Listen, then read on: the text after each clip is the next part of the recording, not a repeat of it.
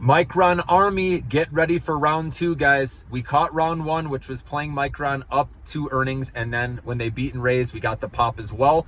And you remember it shot up into the 114s in pre-market. I think that was the high it went up to before coming back down. Now it's back in the 103s, guys. This is the consolidation period. And now it's the accumulation period. This is where you want to be buying back in. But you got to give this at least a few weeks here, guys, because October, right, we know can be a frightful month. But that's the opportunity to dollar cost average into Micron, okay, over this month of October. So you don't need to put it all in at once.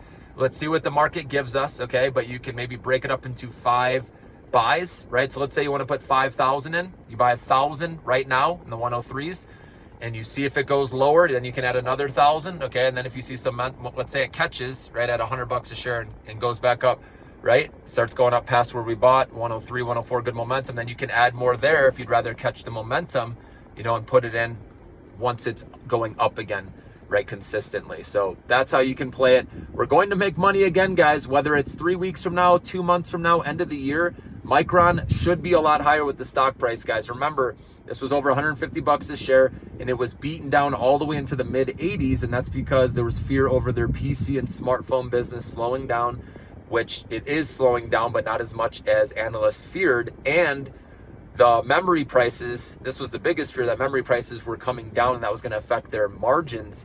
And that was wrong too. Their profit margins were stronger. They raised their guidance. So that's why now this stock can recover back to where it was, because it was unnecessarily beaten up. And like I said, when Blackwell comes out, which is not too far off, guys, remember Micron's chips are in there, and they work with not only NVIDIA, but AMD, Broadcom.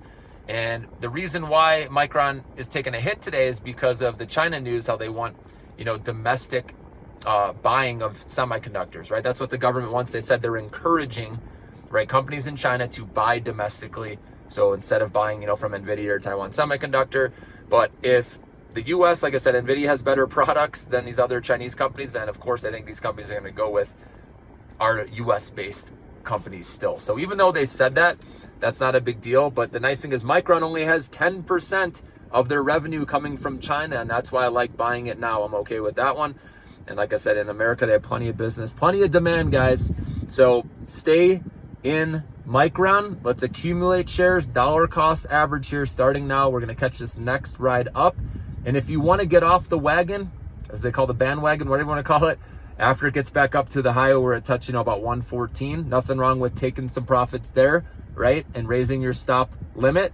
And then let's see what this thing can do, guys. I think it can get to in the 120s within the next couple months and possibly get back, return to 150 by the end of the year. Okay, even if it takes a little longer, it's only a matter of time. Personally, I believe that's going to happen, because if you look at their valuation too, guys, they're still trading very cheaply. And we just, like I said, we're in this up cycle now, and this is where you take advantage of companies like Micron.